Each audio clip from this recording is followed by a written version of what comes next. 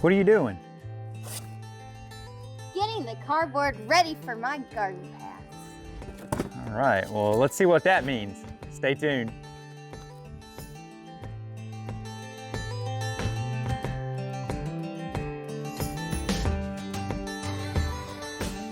Hey everyone, Dr. Arland Hill with Leah Hill. Welcome back to Harvest Hills Ranch. And we are ripping stickers off of cardboard boxes. These are the cardboard boxes that our meat that we recently had processed, our grass-fed and finished beef, came back to us in. But Leah and I are working on taking this stack of boxes that has tape and the stickers on these, and we're ripping these off, but there is no ink or any type of, I guess, chemicals that we'd be adding to the ground. So if you have, like, I have 5,000 canning jar boxes, but I can't use them because they have all the pretty graphics on it. So this is just raw cardboard. So let's talk for a minute here about what we're doing. We're getting into mid to late March time of year now, and all of a sudden the pasture grasses have taken off, and if that happens, then the weeds really are not far behind. In fact, as we're getting out to the garden, we're already seeing that maybe we waited a little too long on some things. So yes, so we're ripping these off. But what we're gonna do is we're going to take you with us today. We're gonna show you how we're going to tarp an area. We're gonna use a big silage tarp. You may have seen some of that in previous videos, but we've been using that for maybe 2 years now, and we like that because it allows us to regain control of an area, kill the weeds under that, and literally just have a fresh start. So we're gonna show you that. We're gonna show you what a job it is to put those things out. Those things are heavy. So Lee and I are gonna do that. And then the other thing that we're gonna do, which we have not done before, is where the cardboard comes into play. And what we're doing with the cardboard this year, on the paths that we drive on in between our different areas in the garden, there's weeds and grass that have come up in there, and if we don't get on top of this, then what's ultimately going to happen is that as the year, as it gets warmer, as the warm season comes on, and we start to cut grass, we're going to have to go in there and cut that, which means that when we're cutting that, we're going to end up blowing seeds all into the garden area, and that we don't want to do. So we're trying to be proactive and prevent that. And the way that this is going to work, I have spent pretty much the majority of the winter cutting down trees, and then I would bring them up to the homestead area here. Leah would help me get these chipped. And so we've got a big pile of wood chips now that are at our disposal. And what we're gonna do is we're gonna lay this cardboard down and we're gonna put those chips on top of it. And the idea is that clearly you cannot see through this, right? So if you cannot see through this, you cannot get sunlight through that, which means that all these weeds that would be germinating under that because of availability of sunlight to stimulate photosynthesis, that's all, they can't penetrate it. So that's gonna stop that. And then when we put the wood chips on top of that as this cardboard, which again is just paper, it's just carbon, it's a source of carbon. As that decomposes, it actually becomes a source of nourishment to the land, and then the wood chips on top of that do the same thing, but also give it a nice aesthetic appearance as well. So that's... Double carbon. What's that? Double carbon. Double carbon. So that's what we're gonna be doing today, and we thought we would show you. Let me say one thing before we jump into actually showing you the process of why we're doing this. You know, we have a commitment to not having any chemical inputs on our farm, and if that means that we lose the battle on weeds at some point, well, that's just what that means for us. We're just not going to compromise on bringing any chemicals on, and we'll figure out another way to deal with it. That's what the tarp's for. That's what the tarp's for. I mean, yeah, we love the tarps because the tarps are like hitting the pause button. We can take an area of land and just stop the weed proliferation, and maybe we can't get back to the weeds to the garden to plant it in the ideal period of time that we were hoping for. We can come back in there and literally just pull the tarp off when we're ready and get started on that. So it becomes the pause button for us. But back to the weeds. We don't want any chemicals because ideally our thought process on this is that we're trying to raise crops, raise animals, everything we do here that we consume ourselves or that we bring to our customers, we're trying to take actions to put as much nutritional value in that food as possible to ultimately it be the food that you as the customer are looking for. And you can't do that if you're putting chemicals in. The two just don't mesh together. Those chemicals are killing the microbes in the ground, which are inhibiting the uptake of the nutrients into the plant. They're shutting down a lot of other metabolic pathways. They're actually binding up the nutrients with some of these. It's just a lose-lose. And at the end of the day, we're looking to try to become better and better over the years, over each successive year. We're not looking to get into this situation where we have to keep putting more and more and more into our farm to get the same amount of yield. That just is a lose-lose philosophy, and it doesn't make sense. It's really expensive. It is really expensive. That's an excellent point. I mean, fake, phony, and false food. I mean, it looks like food, it smells like food, but your body's like, what is this? This is not food. No, it's not food. I mean, my goodness, we could derail down a whole other conversation down that. So we'll save that for another video, another time. But anyway, we just wanted to give you an idea as you see the rest of this video. We wanted to share with you what we're doing, how we're doing it, and more importantly, why. Why are we doing this? Because listen, at the end of the day, I could crank the tractor up and I could constantly turn the ground over and try to chase weeds down, and I could spray things and put different fertilizers and all these other things, but it doesn't get us to the end point that we're looking for. It doesn't create more nutrient value in the food. More work. Yeah. Because the more you do it, the worse it gets, and the more you got to do just to get what you had the first time, and then it's just a losing battle. It is a losing battle. Okay, and I'm not into losing, and neither is Leah. No. That's not what we do. I don't lose. We don't lose. Okay, so with that being said, guys, we're gonna keep ripping the tape and the stickers off of these, and we're gonna show you how we're gonna lay all these out and put the wood chips on them. All right, we finally finished pulling all the stickers and all the tape off of the cardboard. So we've got a load of cardboard here that we're ready to start putting down and adding some chips to it. And let me show you exactly what we've got out here. Now, as you look at this over to my left here, you're going to see that we've got 8 beds in here. These are the beds that we planted our potatoes in. We didn't terminate the cover crops in there. We're gonna let the warmer weather do that for us, but we're going to get the potatoes starting to come up under those. And so literally as that cover crop's dying out, the potatoes are gonna come up and start to flourish in there. So we've got those 8 beds. And then on this side over here, we've got 24 beds over here. And unfortunately on this, we had a lot of growth in this of more brassica plants, more things like mustards, turnips, kale in there, rutabagas, these types of things. And they were proliferating really well and shading out the weeds. But unfortunately what happened was we ended up getting hit with some pretty severe cold weather that knocked out our plants and thus allowed those weeds to start to get some sunlight exposure and take off. So that's the reason this looks like a bit of a mess, and we've got to regain control of this. This is the area that we're going to tarp. This area in between the 8 beds and the 24 beds here, this was originally set up as to be our travel area, so we could work in between, whether it was drive the gator or however we were trying to get through here and not have to go across our beds. But what ultimately happens with this in the warmer months is that as grass starts to grow in this, if we come through and cut this with the lawnmower and the shoots ejecting things this direction, it's gonna throw it out into these beds. If I try to cut it the other direction, it's gonna throw it into the beds over here. And it just becomes a losing cause, especially later in the winter, later in the summer, when we're getting a lot of seed heads on the grasses. You're just literally throwing grass seeds out into the garden, and we can't afford to have that happen when we spend all this time and effort out here trying to keep this weed and grass free. We want to make sure that if we're going to spend that much time in the beds, we've got to do something about these in-between areas, and that's where the cardboard is going to come into play and the wood chips on top of that. Actually, if you look over in the background over here, you'll see that there's a fairly good sized pile of wood chips back there, actually reduced even from what it was, but those are the ones that we've accumulated over the winter.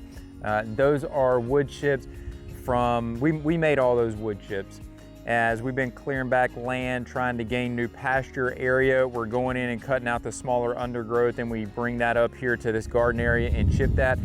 That way we have a source of clean chips. We don't have to worry about there being anything incorporated in that, any dyes, anything of that nature, and we can feel good about using those and adding those to our food area, not worrying about any type of chemicals or anything being in those. And plus we get double the use out of them. So we're taking them out of one area of the farm and using them on another area of the farm. So we didn't let these resources leave the farm. We're just repurposing them, if you will.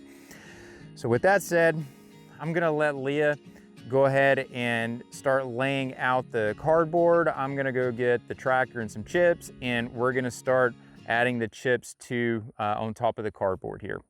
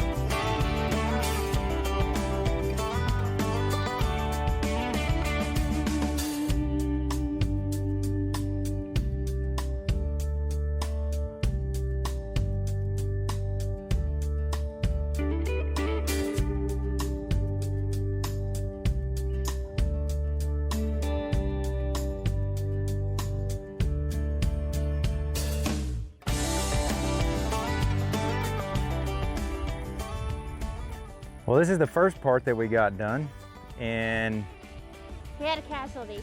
yeah, we had a casualty. Apparently, 25-year warranty, huh?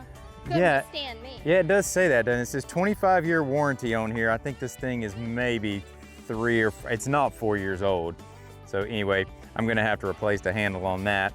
But this is pretty thick. So this is the wood chips that we pointed out to you before. That's not actually what this is. The tree service was out here cutting the limbs away from the power lines and chipping that up as they went. And they gave us these, but you'll notice in this that it's thick, right? I mean, there's pine straw in here, there's chips in here, there's twigs in here. I mean, you still got twigs in this, which you'll notice when I started out, I had the bucket on the tractor, and that first load that I brought it was pretty pathetic. Yeah. It took a long time. I switched the bucket out, put the grapple on the tractor, and 3 additional loads covered the rest of this. It covered quite a bit. What we've got done here so far, this is about a 10 by 25 area that you're looking at here. And this was what we were able to get covered with the cardboard you saw in the back of the Gator. And yeah, I guess you're gonna be trying to source us some cardboard this week, right? So we can finish this project up. You got cardboard, call me up. Yeah, if you got cardboard, hit us up. We're unprinted. Unprinted. It needs to be clean, right? But anyway, that's where we're at with this. So that's the first thing we needed to do today. Obviously, this is going to be a continuation project. Yeah, 'cause we got to do all the way around, like all of them. So this is like going to be a forever project.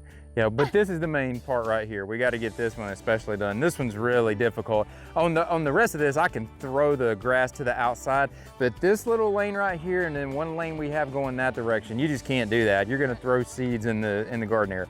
So that's done for today. Are you ready to move on to our tarp? Yeah. This is going to be a workout, isn't it? Yeah. Okay. I might need a snack. We're gonna go get a snack and we're gonna go get some energy built up to tackle this tarp because this thing, as we said. It's hot, it's so hot. But think about how hot it is when we pull it back. You know, that's, Right. I mean, we'll show you guys when we pull these back, and I think we even have this in some older videos. You pull these tarps back and they build up so much heat under them. You lift that thing up, it is literally a heat wave coming off of it. But they're black. I mean, they're designed to absorb heat and draw the heat down, but that buildup of heat is what kills off the seeds that are there, right? So, and kills off the plant. So it's a good thing. With that said, we're gonna go run grab a snack and then we're gonna get back to it with the tarp. What do you think? I think we forgot how heavy this thing was. Oh my gosh, this thing is insanely heavy. We had it in a little storage shed just on the back end of the garden over there. We went to try to pull it out and load it in the back of the gator. That ain't gonna happen. Yeah, nice comfortable garden lounge chair you got there. Oh. We literally had to go back to the barn, put the forks on the tractor. I happened to have this sitting on a pallet where we could lift it out. But yeah. You wanted me to do this with the gator, by the way. I'm like, go get the tractor. Yeah, anyway, just to give you some idea of how heavy these things are, this one will cover 12 rows. I would highly recommend the one for 6 rows, which is the smaller size that we also use. A lot more manageable. This thing, as we're getting ready to show you, is a workout. And it's got water in it, so it's extra heavy. Even better.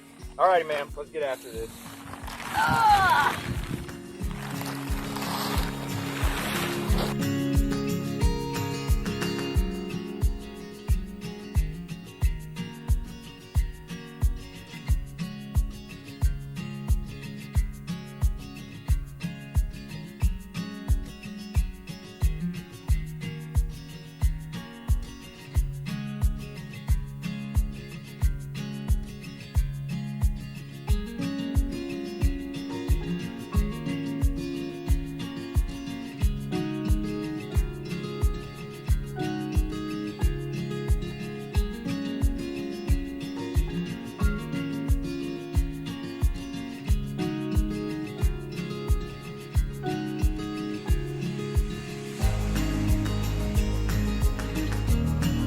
Yeah, we're ready to conclude this this garden preparation for today. I gotta cook dinner. You gotta cook dinner? Well, hungry.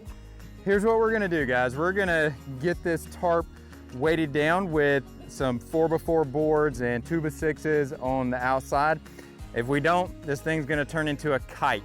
And the first good wind that comes through here is gonna have it over in our pastures, all in our barbed wire, and tarp destroyed. We're not gonna let that happen. We already have to deal with deer walking across it and wanting to put their, yeah, they want to put their, Bambi is not cute nor my friend. No. Okay, this is gonna build some heat up in here, and as it builds up heat, it's gonna create a suction, and the beds will actually become very pronounced that you'll be able to see them much more clearly. You can already see them a little bit as is, as they build up a little bit and we're starting to gain some structure and some plants in there. They become more evident under the tarp, but this is what it looks like. This is how when we need to bring an area back into production that just got away from us, this is how we do it, right? Right. Well, I mean, it was covered in ice and snow, so we kind of, yeah. Yeah. We don't deal with ice and snow. We don't know what to do with that, especially when it comes to dealing with a garden. Anyway, guys, we're gonna wrap this thing up here. We've got a few more boards to put down to keep this thing from getting away from us. But hey, listen, thanks for joining us today and seeing what garden preparation looks like, especially early in the spring. This can be done throughout the year. This is not necessarily just something that can be done in early spring, but I would advise if you're just getting started with this, maybe start with a smaller tarp.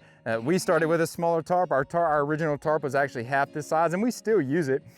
We just needed to get a bigger area covered this particular time. So we're gonna use the bigger one here.